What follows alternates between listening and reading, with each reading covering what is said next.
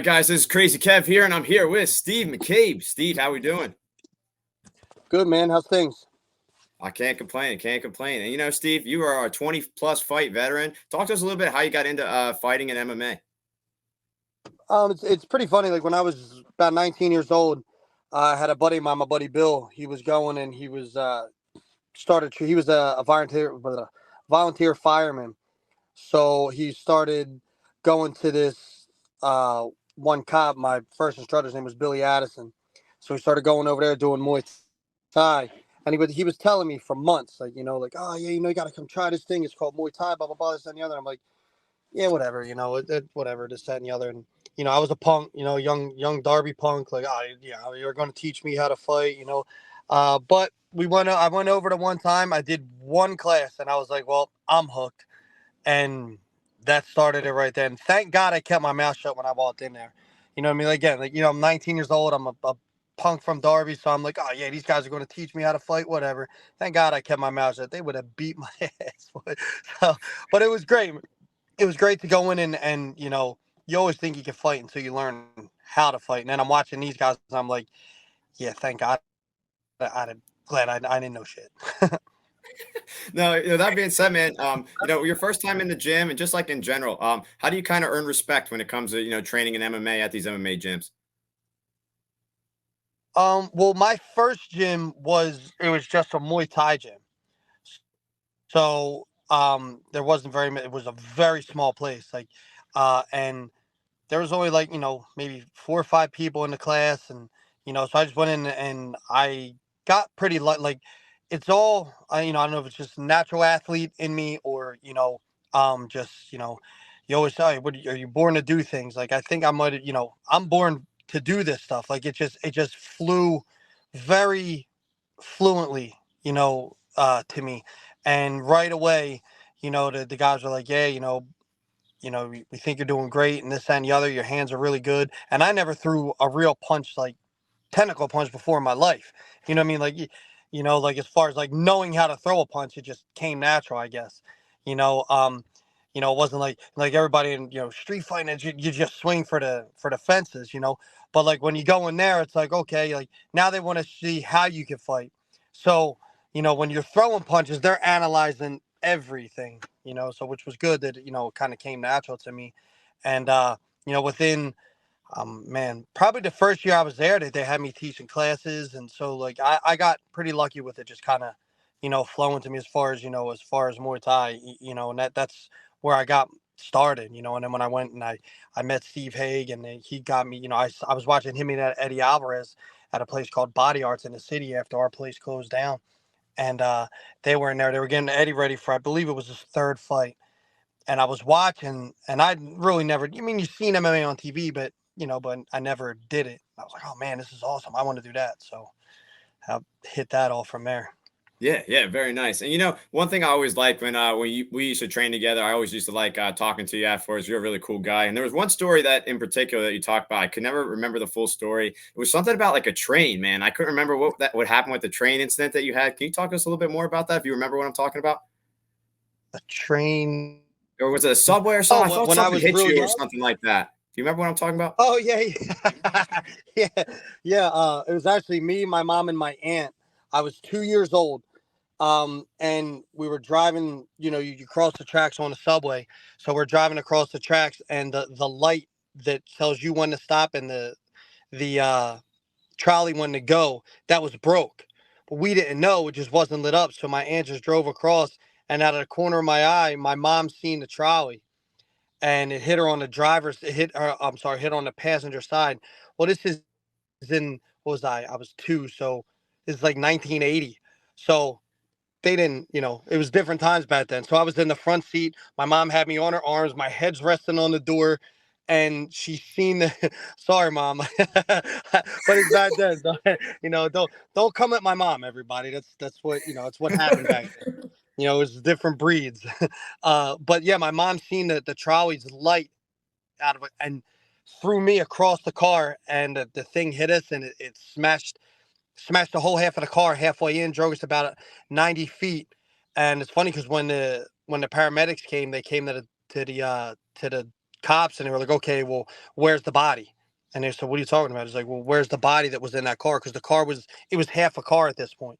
And the guy was like, no, there was three of them. And they were like, wait, three? So there's three bodies? Like, no, they're all alive. They're at the hospital. And the cop couldn't believe it. That's But insane. so we got out of that one. Yeah, yeah. Yeah, I that's wound up insane. breaking I my definitely arm. remember My you mom. talking about that. Yeah, it's crazy, man. It's crazy. Now, obviously I'm repping the hoodie, man. Talk to us a little bit more about Studio X, how you first got it opened, and how things are going. So I, after hell, I've been teaching, probably been teaching since I was 19, 20 years old too. Like I said, a little under a year after I started training, I was running classes. And then um, you do it for a long time. And you kind of get your curriculum, your system, your this and the other, and you do it for so many places. And I was talking to a buddy of mine, my buddy Will. I was teaching at another place, and my buddy Will Martinez, we're just talking, talking to him, and he was like, because I always, of course, that's the goal. The goal is, after you're done fighting, you want to open up, and you want to get your own brand out there, and as far as like just Muay Thai goes, I had like kind of, my System X, and it was kind of like I was taking Muay Thai and the things that my first instructor Billy taught me, and then the things that my latest instructor Andy Russell have taught me, and kind of taking both of them, and because without either one of them, I couldn't be doing the I don't want to say the style, but yeah, the style of Muay Thai that I do now. Just using the angles and hands to set up kid. Like it's not just a, like that traditional just one punch, one kick. Which is in my opinion phenomenal. Muay Thai is, I think, is the best stand up art there is. But with those guys taking what they've shown me and combining them, and I've really gotten to able to kind of bring it to my own, and I think that's what a good instructor does. You take what your instructors give you and you kind of make it your own. you know and just in talking to Will, we would go out every now and again. He said, man, I was always thinking about it. And he's like, dude, you should just do it. Like, you know what I mean? Like, he's like, and like, he's like, you're a great coach. He's like, you're you know your stuff. You're good at what you do. You know what I mean? Like, you're I wasn't a black belt at the time. I was a brown belt. He's like, you're brown belt jiu-jitsu. You're a crew of Muay Thai. He's like, just go. And it's funny because that we started looking into it. And I told the school I was at, it was 302 Jiu-Jitsu. Shout out to those guys, man. They're a great bunch of guys down there. And so I told them, hey, this is what I plan on doing, and they were, man, super super supportive. Bill, Ray, those guys, they were so supportive of me, getting out and starting my own thing, and it's funny because I was going to do it regardless, of when. Hopefully, I was getting my black belt soon, but I didn't know, and as the day that I was getting my black belt, I didn't know, but I got a phone call saying that I got 42. So I got my place on Edgemont Avenue. So I was like, man, if that's not a sign, I don't know what is. Yeah. Yeah, man, that's awesome. Now, like we were just mentioning, everyone in the gym, just getting more and more students. It seems like every month, which is really, really awesome. And with that being said, with all the guys at your gym and guys and even girls, I guess, who do you think is maybe the most improved student you have so far in there? Oh my goodness, man. There's it's hard to pick one because like me and Dev, like when we started doing this, we said, you know what, we didn't know what was gonna happen. We didn't students from 302. We didn't know if fighters from 302 were going to come in, and it turns out like not a whole lot did. Like there was only, I think three of them that came up with us. You know, so every most of the and a lot of the guys we got maybe a couple months, you know, years ago, but everybody that we've got me.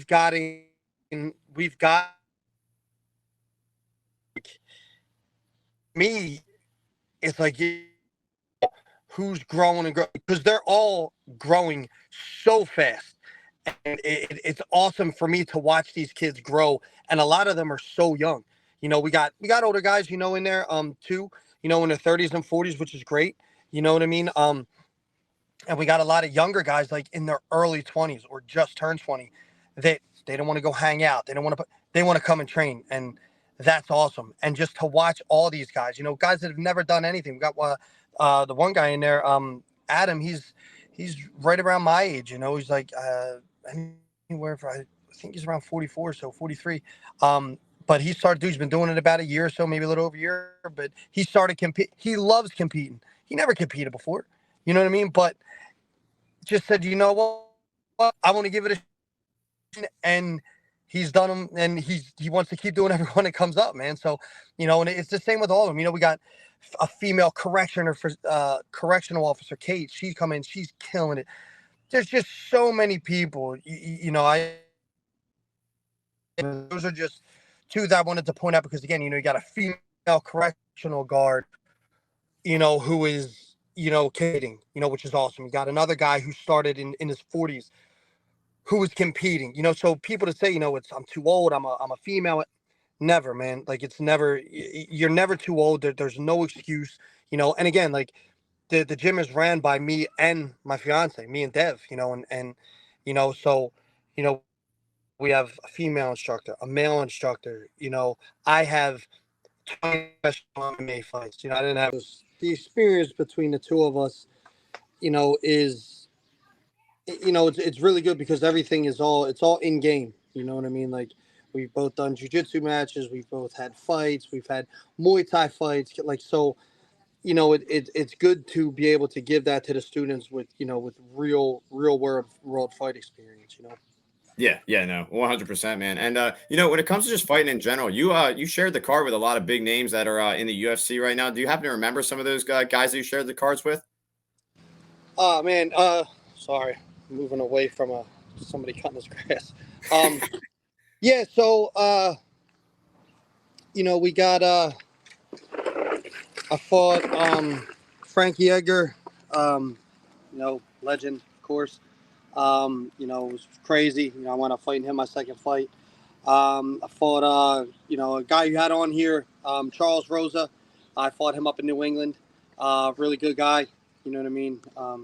Fought him also.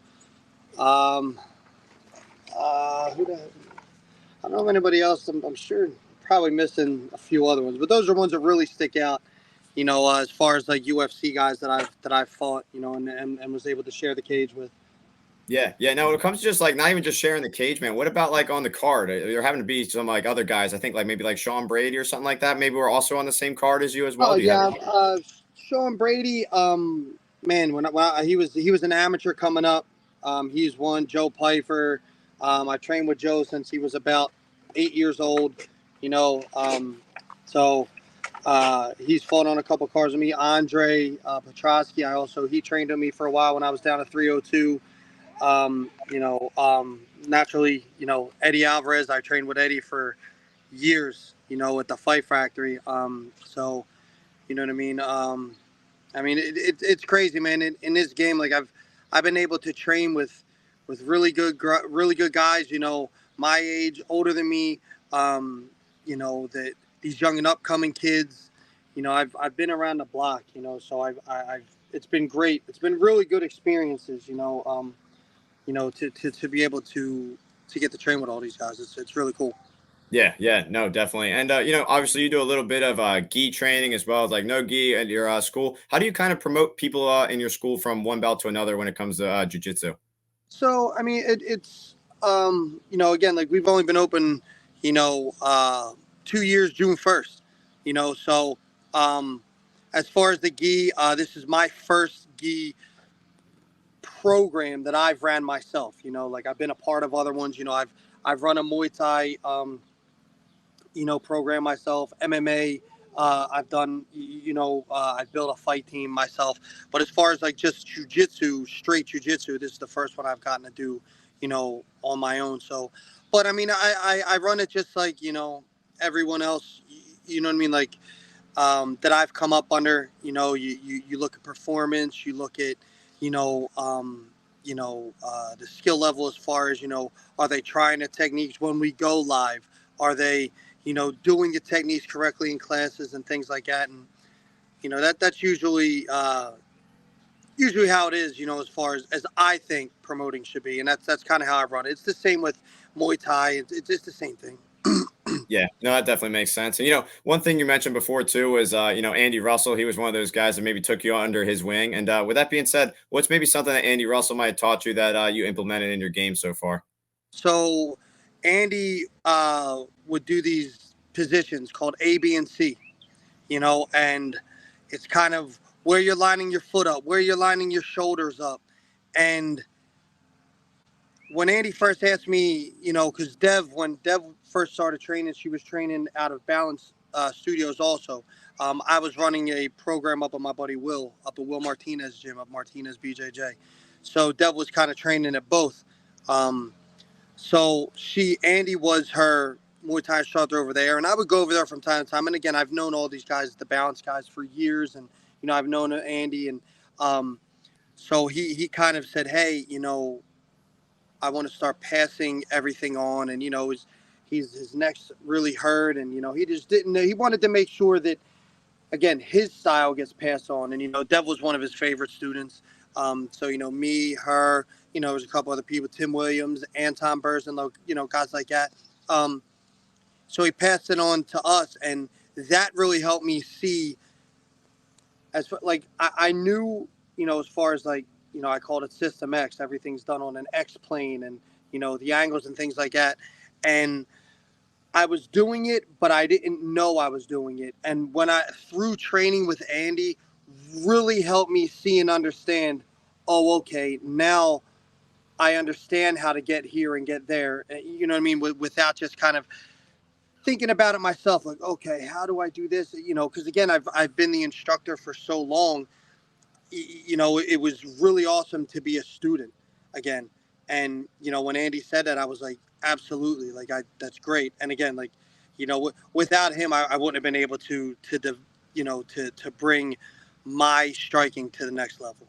Yeah, yeah, that definitely makes sense. And with some of the guys that you have in your gym, I believe not too long ago, like I know like Jared, I believe Janelle, they were doing like I think it was a Muay Thai competition. What was it like to kind of be there and watch those guys that get out there for their first competition and see what they got? It was great. It was awesome. Again, as far as again, like I said, I've ran programs, MMA, Muay Thai, and I've seen people fight and compete and do very well.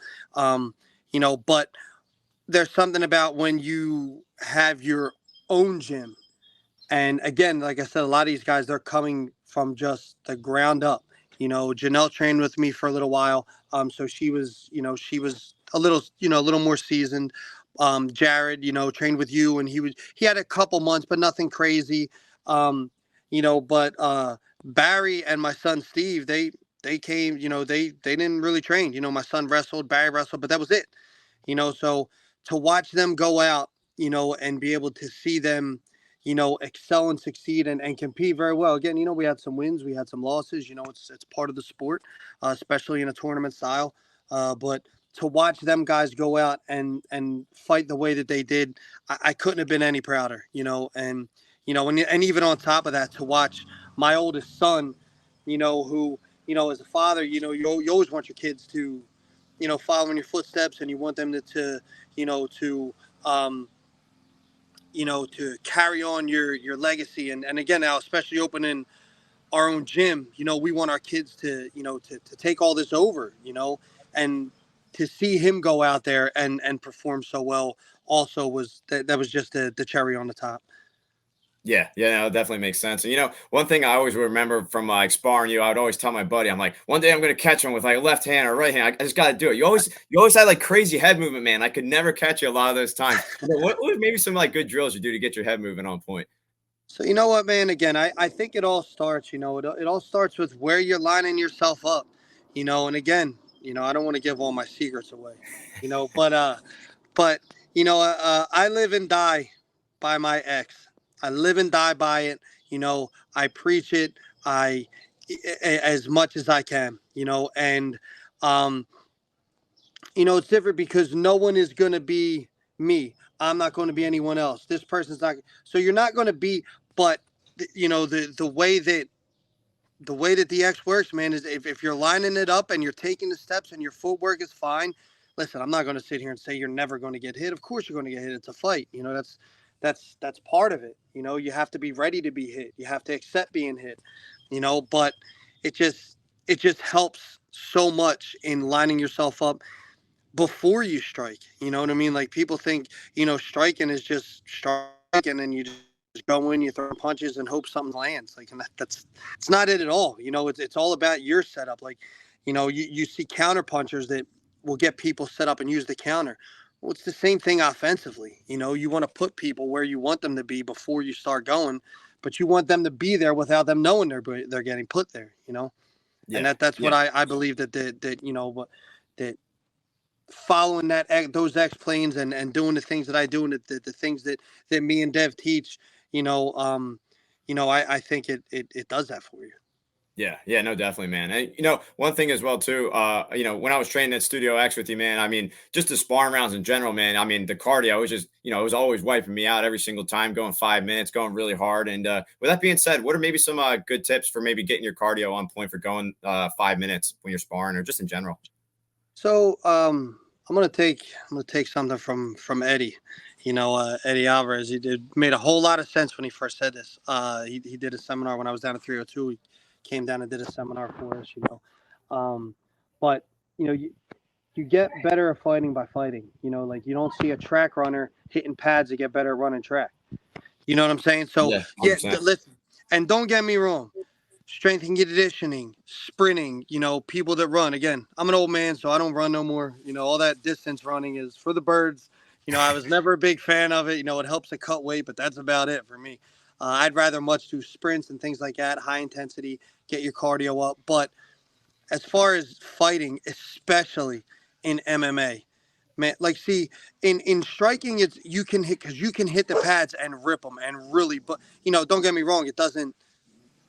When you're getting hit, it also zaps your cardio, but you can see what it feels like to really rip and last. Jiu-jitsu, you get good hard rolls. You could do it there. You know what I mean? And you can roll hard and you could see what it feels like to really have someone pushing you in that way, but MMA is a whole different world altogether. It's not something that is easily prepared for. You know what I mean? So, you're on the ground, then you're right back on the feet, and then you're on the cage, and then you're defending the cage. There's so much that goes into it, and there's no rest in there. It's 5 minutes, and you're going straight through. You know what I mean? Like, so it's doing the sparring under. I tell everybody that wants to fight under me, sparring is an absolute must. Like, I'm not one of those dudes. Hey, you don't got to spar. That's nonsense. You have to spar to fight. You just do. You have to be able to find your distance, figure out where you need to be, and again, push yourself as far as the MMA aspect of being on your feet on the ground, because there's fewer things than getting taken down and you're sitting there and you're trying to work, you're trying to support, and then you're back on your feet and you're like, what the hell am I going to do now? Because everything's zapped. You know what I mean? Yeah. Yeah, no, definitely. And that was the one thing I always noticed. It was just like, I'd be sparring for like a minute or two on the feet. And I was like, man, once I got taken down, it was just a whole different ball game, man. And then just getting back up, like you said, it was just so hard to kind of get readjusted again. And yeah, it was definitely, I think the hardest part for me was, trying to learn how to, adjust on the ground and kind of go from there. And, man, with that being said, when it just comes to like teaching guys in general, what's maybe some of the favorite things that you like to teach some of your guys in the gym? I mean, I'm a big fan of it all, so it's hard to say one thing. Again, the X planes as far as stand up are that's my go to. That's my thing. As far as on the ground, like as far as jujitsu, you know, um, coming up under, you know what I mean? Like, I trained with Rick and Phil Magarice for a while. I trained a lot under Will Martinez coming up. And then when I opened the gym, down at 302, with Bill Walters, Ray Mataconis, guys like that, they Earl Small he was one of the instructors down there. Larry Edwards, they were all they were black belts down there. So you got a good different views of a bunch of different people, but I think mostly I took away, a lot. Is when you're on top in jiu-jitsu, you want to stay on top. You want to be heavy. You want to, you know, that smash pass type deal, heavy on top, not a whole lot of funk, like I'm kind of old school as far as jiu-jitsu, even on the bottom, I'm looking to attack. I'm looking, you know what I mean? Like when I'm on top, we're not holding, I try to tell them like, look, if you're in a tournament in jiu-jitsu and you're on your back, start attacking, and that'll create openings for submissions or to get up. And if you're on top, of course, I want you to hold your position. But with that being said, hold your position, get the points you need, and then you start attacking. Like even in an MMA fight, you're on top, stay on top, hold your position, look to attack, look to advance, and keep going. In jiu-jitsu, I tell my guys, like, I either want you guys to win 100-0 or submission, because you're constantly advancing, you're constantly hunting, and I think that's what jiu-jitsu is. You want to finish. I'm a big component of finishing. Like, again, I tell everybody, I told Dev like a million, like I'm going to go finish or I'm going to get finished. That's how I want the fights to end. I don't want any kind of decisions or, like anything like that. Like I'm either going to go finish or probably do something dumb enough to get myself finished, just, which isn't the greatest thing to say. Like, don't get me wrong. Like I'm not all you young fighters out there. Don't really take that advice too strongly, but you know what I mean? Like you want to be able to finish. That's what people want to see. That's what you train to do. You know what I mean? Yeah, no, definitely, Steve. And one other thing I think is pretty cool about you too. You're a big Stone Cold fan. What's maybe your favorite Stone Cold memory? Man, I love Stone Cold. But the biggest memory of Stone Cold is just every time he comes out. That's the greatest. It's again like I'm 45 years old and Yep. like I have his music as my ringtone. Yep, I remember. Because I'll sit here and like I'll be scrolling Instagram or Facebook and I'll watch like a video of something happening in the ring and then the glass break, and I've never seen a crowd go that crazy for one human being. It's so cool to see, man. Like, that dude is just like, even though when he had his thing, the Broken Skull Challenge, me and Dev watch it every week. He's just an awesome dude. He's just so cool. Yeah, no, 100%, Steve. And one other thing I like to ask you too. Obviously being from Philly, and I'm a big Eagles fan as well too. What'd you think of the Eagles season last year, man? Man, I'm a huge Eagles fan. It was so disappointing. During the beginning, they came out and they weren't playing great, but they were winning. Like they're just the culture for the Eagles is just a winning culture. People could say what they want about Jalen. I have my criticisms about Jalen early on, like, but only because I never really known of them. I don't really watch college football like that. Like I didn't know why they would take a quarterback in the second round, and but it turns out, again, that's why they're making millions and millions to do what they do, and I'm not. That was an incredible pick. Jalen, I think that kid he's incredible. He's a winner, and I think this year, especially with all the moves that got done, my goodness, that team is so stacked. I can't wait for this year, man. I really can't. Yeah, no, last year was definitely really frustrating to watch because, it felt like they had the talent to maybe go back to the Super Bowl, but like I said, man, yeah, they just kind of fell apart for some reason. And like you said, hopefully with all the new signings with Barkley and those guys that it takes them to that next level. But yeah, we'll see, man. And with that being said, man, what's that? Oh, sorry. I was just going to say that just goes to show, like, all the players and, fighters, of course, they're in there doing it. You know what I mean? Like, so you can't take anything away from these guys, but it goes to show you with the importance of good coaches, a good culture. You know what I mean? Like, I think like, as far, just talking about the Eagles as far as last year, I think that the coordinators were a big issue, man. And I think that's why things started falling out, and I think it's the same thing in fighting. If your culture isn't where it should be as far as your team, you're not going to succeed. If your coaches aren't there for you and pushing you to, to be better and holding you accountable, it's just not going to work, and I think that the best guys, you find that coach or you find that team. And I think that's where you're going to succeed. Yeah, no, it was definitely an interesting season. Like you said, getting back with the coordinators and stuff. Like even when they had that dude like Dom or whatever, like when they took him off the sidelines, it's like once he was gone, it's just like everything went downhill. I'm not sure how much of a big role he really played, but I mean, whatever happened there was like everything just went straight downhill. But yeah, hopefully they kind of turn around this year because, like you said, they're definitely a winning culture, and they were so close against the Chiefs, man. That freaking terrible flag, man, that was That was an still bothers me to this day. that was an off. I got a buddy of mine who comes in and does personals with me on Saturday mornings. And he's a big Chiefs fan. He grew up in Kansas City. And I always say that, they wouldn't have won. They wouldn't have, if that interference call wasn't called, which is nonsense, it wasn't interference. There's no doubt in my mind Jalen Hurts takes them down the field and wins the game. Not a doubt. Yeah, no, I agree. And hopefully with him being a Chiefs fan, hopefully you go a little bit harder on him in the gym. Oh, absolutely. Without question. That's awesome. Now, Steve, obviously, I'm a Taekwondo instructor. I've been teaching for 6 years now, and I've been training my whole life. It's 19 years. It's gonna be 20 in October. And with that being said, with all the guys I have in the gym, what advice would you give to them to keep coming into the gym and to keep on getting better and better every day? So consistency is the key, man. Consistency is the key. And again, I tell all the guys in the gym, like you can um, be one of those guys that comes in 1, 2 days a week, and then you'll take a week off here, a week off there, and you'll get better. I'm not saying you won't, but if you're looking to do this, like again, those are casual people that just want to train. I got no problem with that. Everybody doesn't want to fight, and I tell all the guys like, no, but you don't have to fight. You could just be in there for the workout. You could just be in there just to get in shape, and that's great. Like, and that, and that's, there's nothing. I encourage that so much. Like I told it, I know guys that never fought once, and that could go in there with professional fighters at all sorts of gyms that I've been training at, and give a professional fighter everything they can handle, just because they're in their training day in and day out with these guys.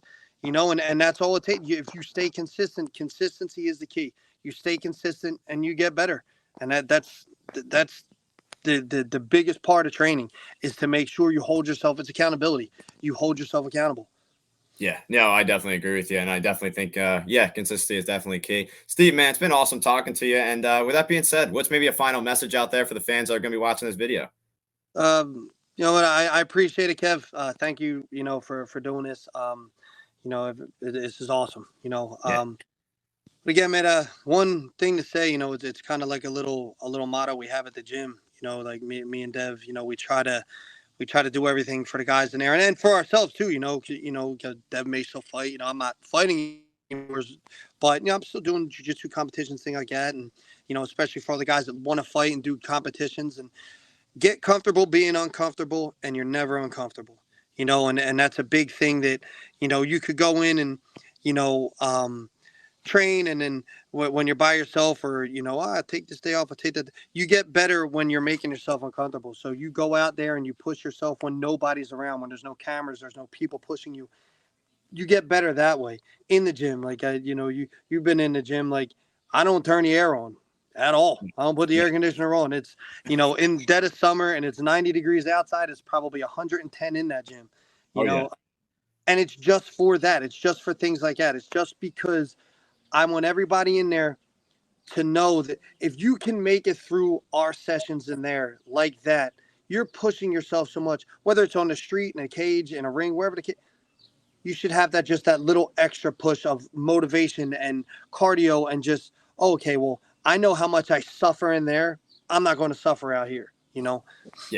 Yeah, and I think that was always the one big thing. Like whenever people would ask me, like what's maybe a good gym to train at, I always say that. I'm like, dude, if you guys want to get into fighting, you got to go to Studio X because like you said, it's hot in there. You're training hard, and it's like if you really want to be a fighter, man, you got to go to that gym first and train with some of those guys because you definitely will work hard and you will definitely learn. That's for sure. And I'm not just saying this for the interview. I genuinely do. Like every time it's like Saturday, like 9, 10 o'clock, I'm like, man, I wish I was there. But just like I'm so jacked up, man. I got 2 torn labrums right now at the moment. It's like I'm working 6 classes 5 times a week. It always bums me out that I just want to get back in there. But I got to get this surgery done on my shoulders. And, hopefully I can at least just pop in and say hi or something. Cause I always miss like, just coming in on the seminar or coming in like after sparring and just like talking to you guys, just hanging out. Like I said, everyone's a great people up there, and I hope nothing for the best with you and your gym. It's always awesome to see that you're growing, and like I said, you're an awesome dude, man. It was really, really cool to talk to you, and thank you again for coming on.